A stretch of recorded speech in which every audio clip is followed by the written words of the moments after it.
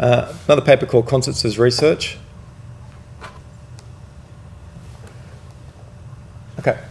And then again, just starting to look back over the last 12, 13 years of the sorts of activities that we've been involved in. So performances and conferences in particular, some of the locations where we've been involved. And then looking at the idea of certainly how we can present concerts as research. Now, in the Anglophonic world, certainly in the UK, and I'm aware of New Zealand, I'm not quite sure about Canada, and also Canada, I believe, creative research or creative outputs can now be considered research.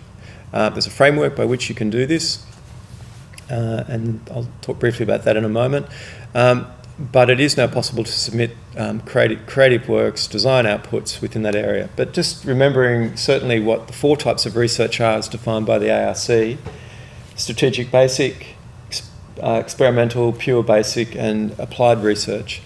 Within this paper, what we're doing is to go through and look at components of the concerts through the lens of these 4 types of research. I'll explain why toward the end. The other thing to remember, for going through this, is this structure of domain, innovation, significance.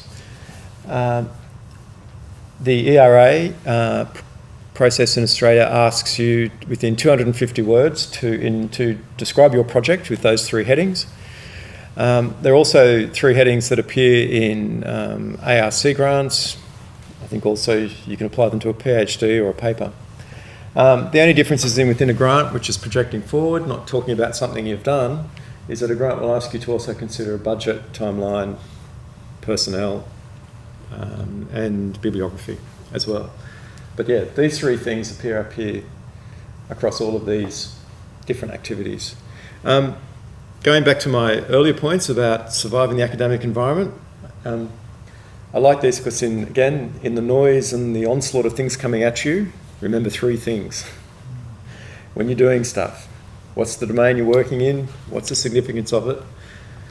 Or the innovation, the change that adds value, the thing you've done, and then you're arguing the significance within that domain. None of us work in vacuums.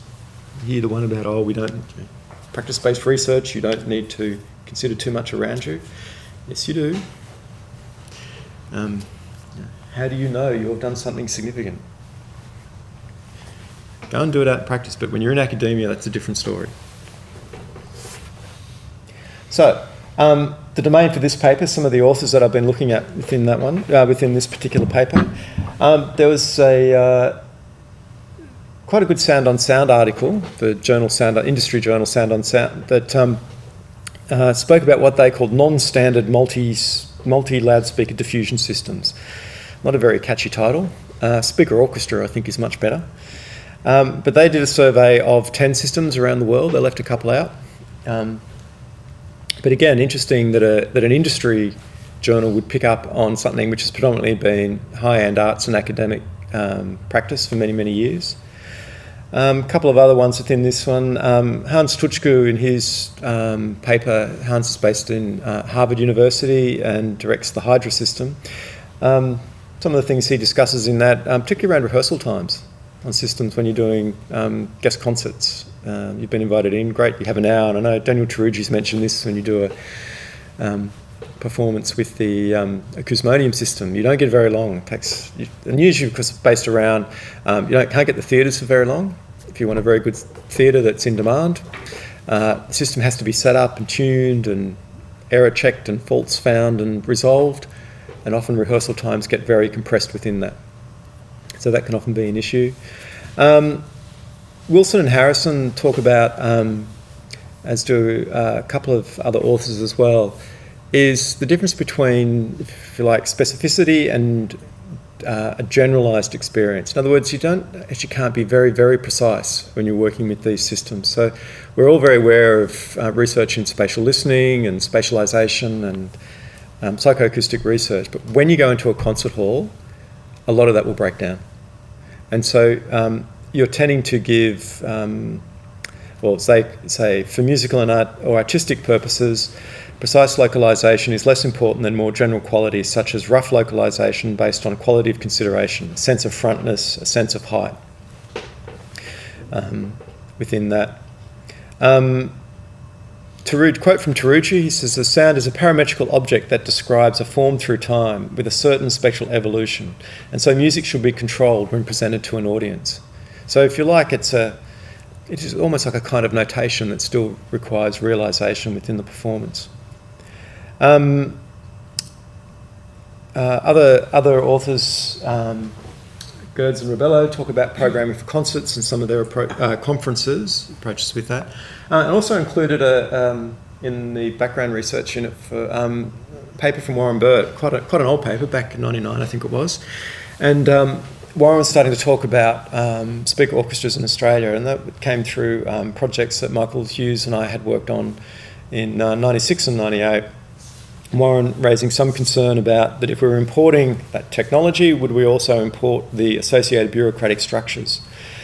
As we know from the history of arts funding in Australia, we never had that much money to set up a big, complicated structure and organisation around any of that. And in fact, the team we now use to put up the system here sometimes is numbers as few as 2, and often no more than about 4 or 5 people. So we've managed to keep it fairly light and agile in terms of numbers and doing things like that.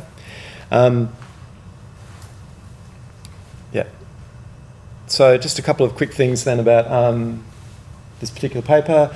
These are the concerts we've done since 2003, about 26 concerts over 15 different events, about 60 local, national, international composers' works have been presented over that time. And in one of the previous papers talks about the importance of the public face of the organisation. So we're not an arts organisation, we're teaching and research, but I've always felt it's important that we, as much as possible, without over-taxing resources, which is usually people's time and energy, we've kept up our performance side as well. Okay, so to talk about concert series research, what we did was to develop up 5 components, which are these ones. And I'll quickly just go to what they are. All right, there's a number of diagrams and PDFs that we produced in discussing these for one of the ERA exercises a couple of years ago. And so what we did was to break the idea of the concerts down into these components and then to talk about them individually. So as I said, we spoke about 4 components. 5 altogether.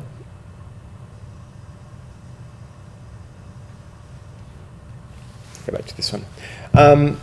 So this one here is showing, at this stage, how we used to use a big max patch, what we call the Soul Sound Diffusion software, to map the works onto the system. I'm not stepping these through in order because the first one has decided not to load.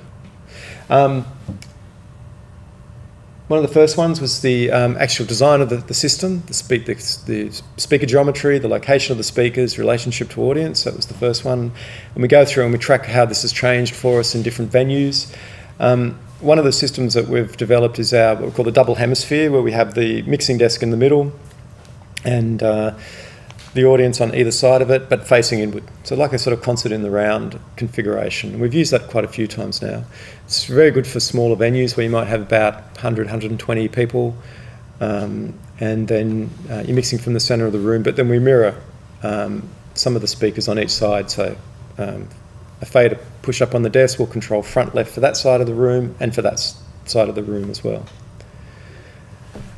This is looking at some of the mixer desk assignments that we've used. One of the things, particularly when you're doing live mixing, is what can you actually do in real time? And what you can do in real time is often dependent on what sits under the hand. Now, there's some systems which look at, when you're setting up diffusion systems, where you might have, if you have, say, a fanning out type speaker arrangement in the room, then you have the mixer desk mirroring that. So when you look at the middle of the desk, that's the middle speakers in the room, and then the ones going that way gradually move out that way on the desk. Very logical, very quick to understand if you walk in with not much rehearsal time, but in some ways not very flexible. What we've found is that this is not necessarily as intuitive, and it takes a little bit more rehearsal, but grouping speakers under the hand means that these 4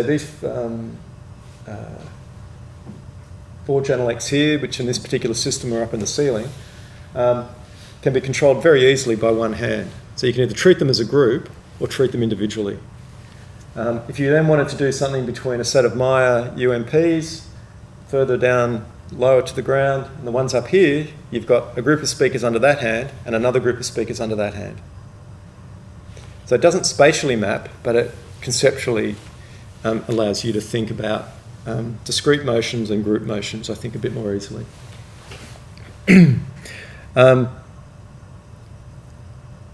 And then also within that as well, we spoke about some of the, just did some diagrams explaining, not in enormous detail, but just gave some examples of, with these particular setups, what could we actually do with particular works? Particularly that we were doing reinterpretation, particularly some of the Xenakis pieces that had originally been done over dozens and dozens of loudspeakers. The tapes had been mixed down to 8 channels, and then we were looking at how to then take them back up to 32 as a performance experience. Okay, I'll just step through a few more of these. Within the paper, we look at some case studies from our concerts over the years, from 2004 to 2015, and then to look at some of the techniques that we've developed as well. And some of those have included looking at ways that we've diffused signal around the venue, but particularly one of the findings is that not all aspects of a concert has to be research. And that's what we found by looking at the 5 components. There could be a very strong technical component, or it might be more curatorial. There may be something more about that. In fact, the setup is really quite simple, but what that allows you to do might give you a much more sophisticated and responsive real-time spatialization. And so there's more insight or interest in what is actually performed as opposed to, I don't know, how you designed the software, for example.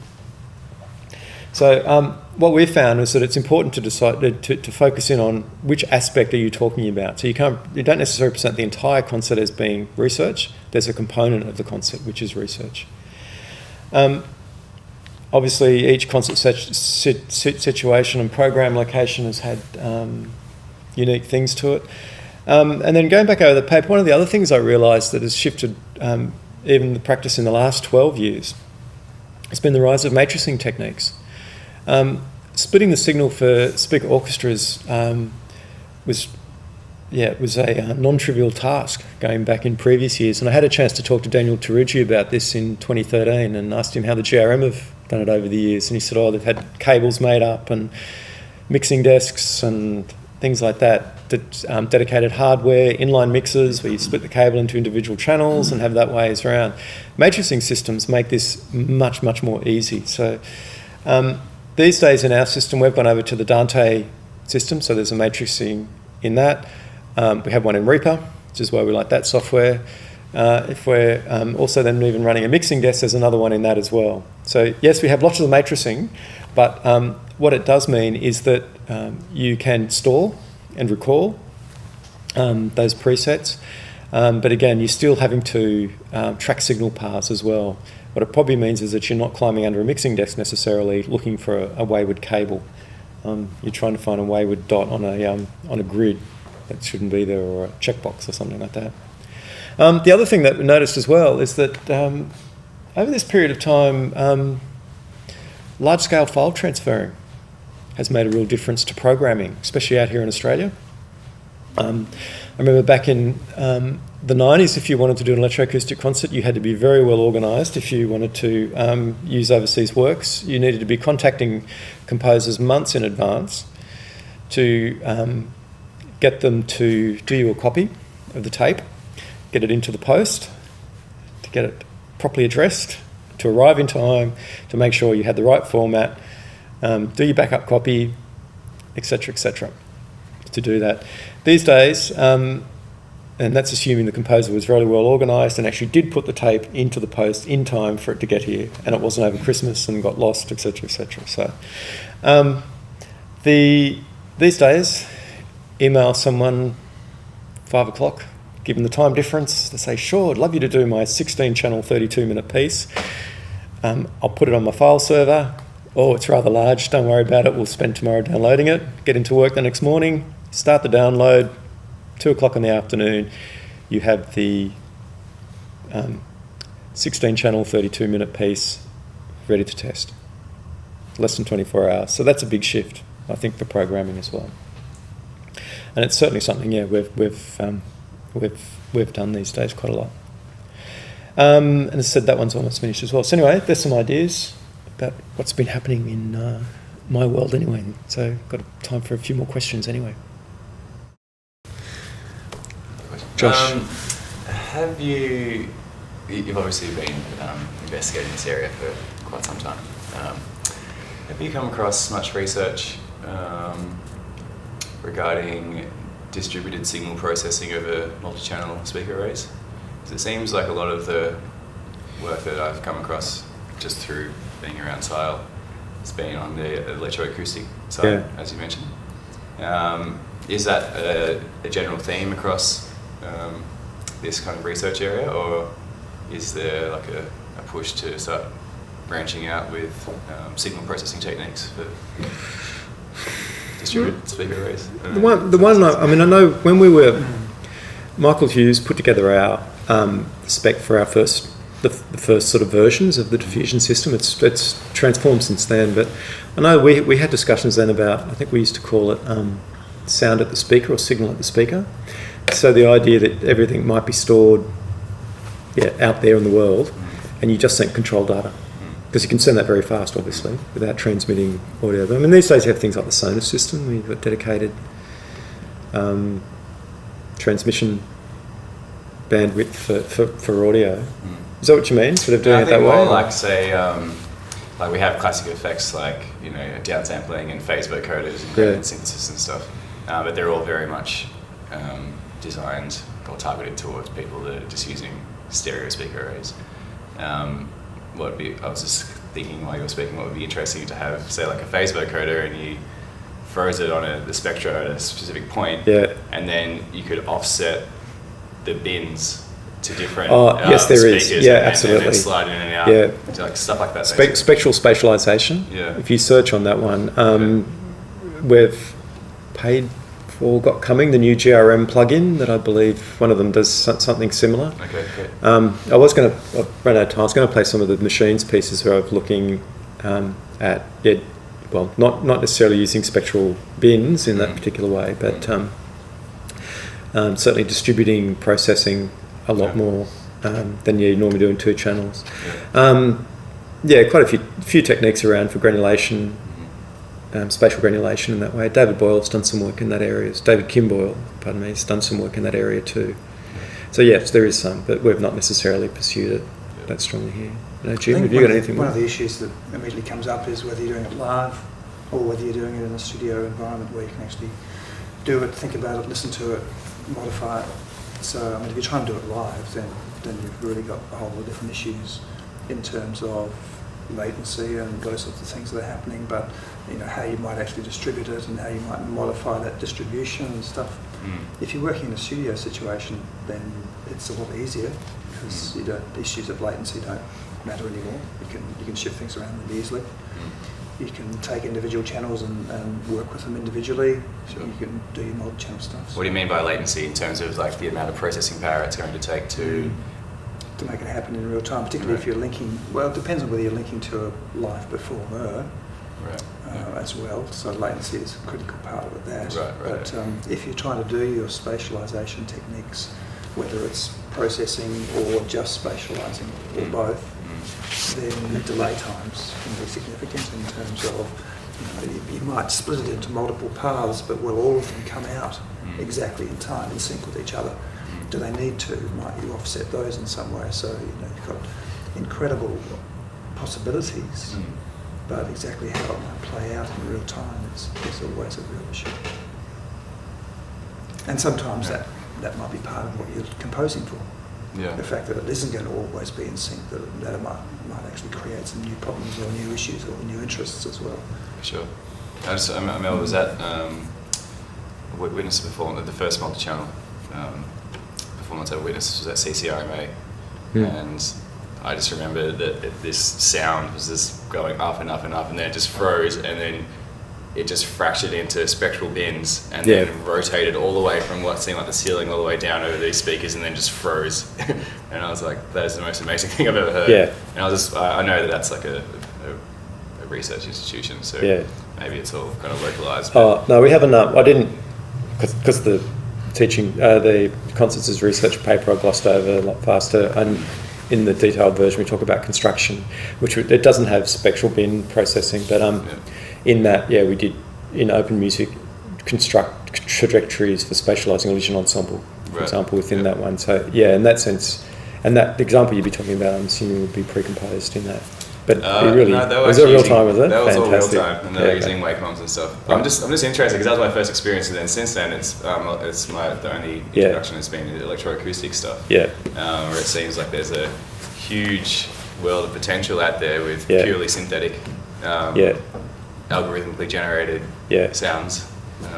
Well, part of the reason also for then looking at the approaches that we've done to develop, so we found that there is that trade-off between what can you do in real time and what can you do in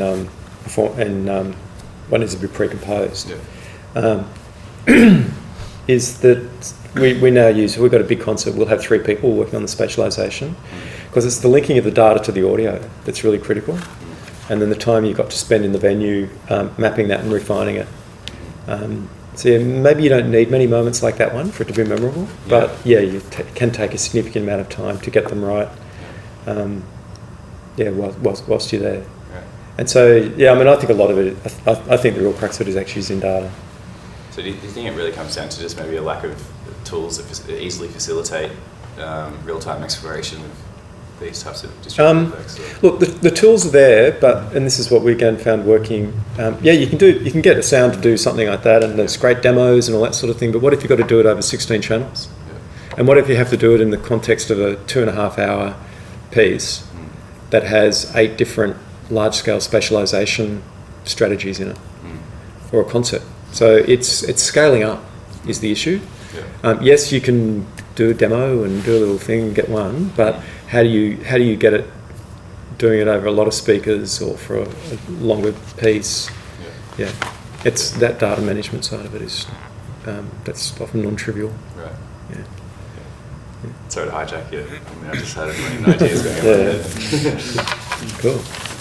How do you evaluate the significance? Those 3 domains. The domain, the innovation, the significance. When you get to the significance, particularly in the context of something like this. I think very much if it's the classic, does it fill a gap? Does it add to the stock of knowledge of the domain you've argued? So it's a classic thing. Sometimes you need to go back and tweak the domain. Sometimes, the innovation, is the change that adds value. It's the thing you've done. Has it changed things initially? Maybe not. What might be the significance for it? So maybe the significance is a speculative aspect to it as well. It's significant. If we can do this, then the thing I've done here will become significant. Are you looking also then to get outside confirmation of significance? That all definitely comes into it. So if you've managed to land a Category 1 grant for the idea that you're doing, or you've had peer assessment or awards, etc., things like that, sure. But for me, the significance is in take-up. If you get other people interested in doing things or players. But that may take time until you actually see that take-up. Yep. Not necessarily going to happen immediately. Yep. I know everyone's pushing to happen now. They all want results on an annual basis, but maybe not. In the ARC context, with discoveries, how are they looking to evaluate significance? Again, often through industry take-up. Because, discoveries are different to linkage grants. So in linkage grant, you've got the industry partner in the project, whereas a discovery, they might come later. You sort of got the blue sky time within that one. You're not necessarily working closely with an industry partner. And I mean, they've both got their pros and cons in that way, and how they can work. They're just, I think they're quite different. But you usually know more about the significance because you've got a weekly or fortnightly meeting with the industry partner, so you'll be told. Yeah. Whereas the discovery has that longer timeline. It's really helpful though, the framework, that was one of those aha moments for you, the domain, innovation and significance. Yeah. Simple as that sort of thing. I think it's worth hanging on to those, Yeah. mainly from that, as I've spoken to you all about at point, just from the onslaught that you get as well. You need those and high-level flags you can keep at the forefront of your mind. And writing to that in...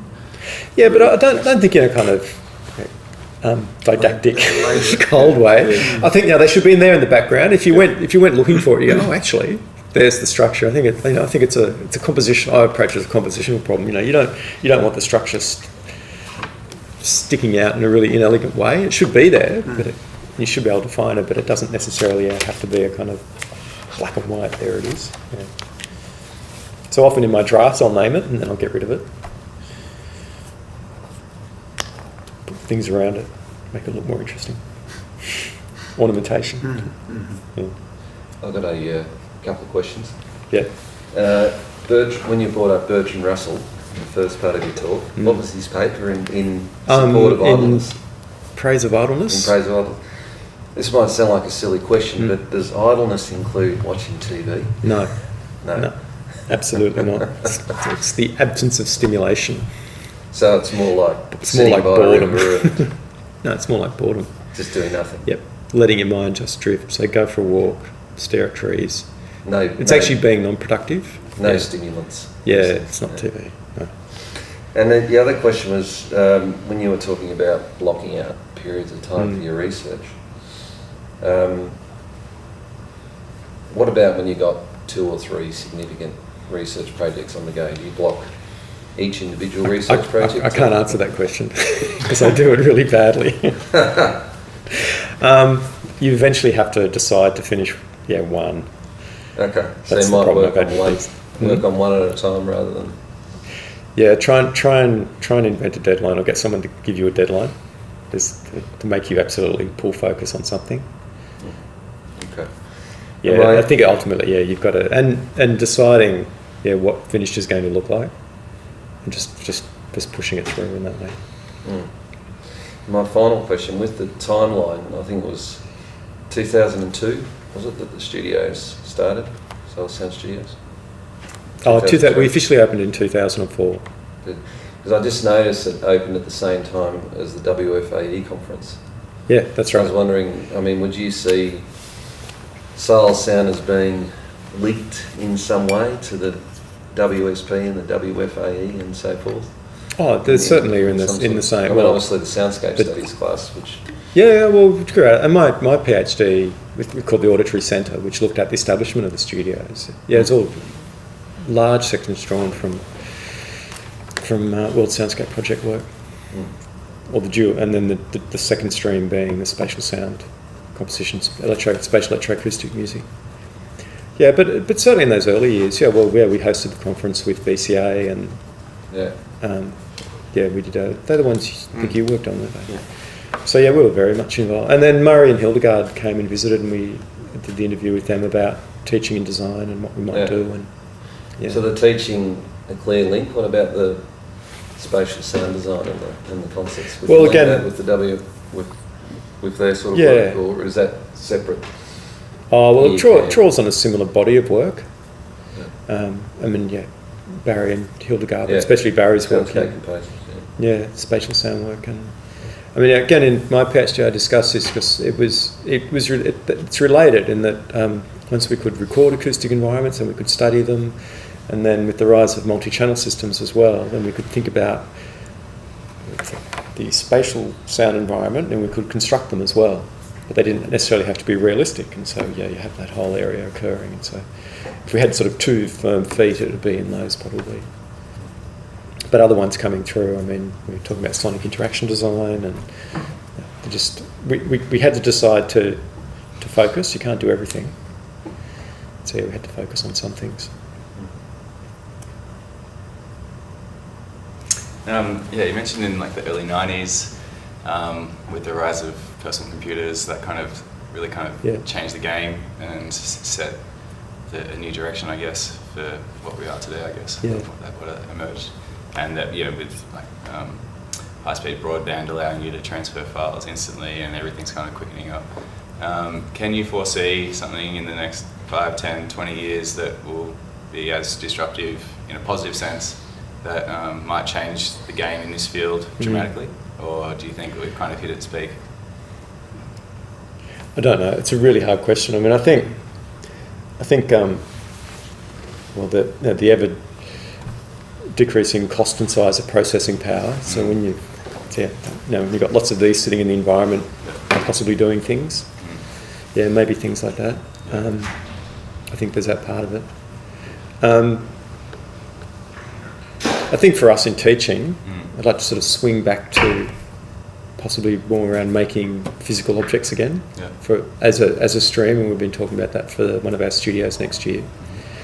But particularly ways that the digital is embedded inside the environment almost seamlessly. I think that would be interesting.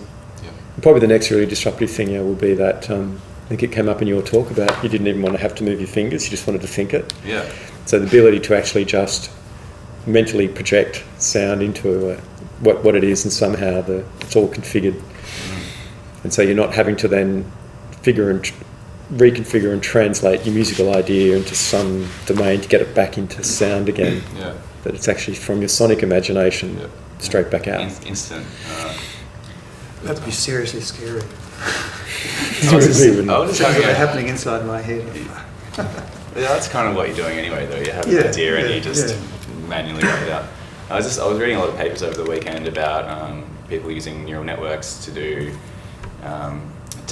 generative textual generation based on sort of images, and they're frighteningly, amazingly accurate. Like, literally, any texture that you put in there, whether it be a wall or some graffiti or whatever, you can infinitely generate new versions on that. And I was just thinking, why couldn't you use that to analyze spatial sound? So say if we took one of Jim's work, and it could actually analyse the transient peaks and the volume trajectories over all these speakers, and then have a sense of that, and then just give it a sample library, and then get it to basically generate its own composition with full spatial compositions based on its understanding of Jim's techniques.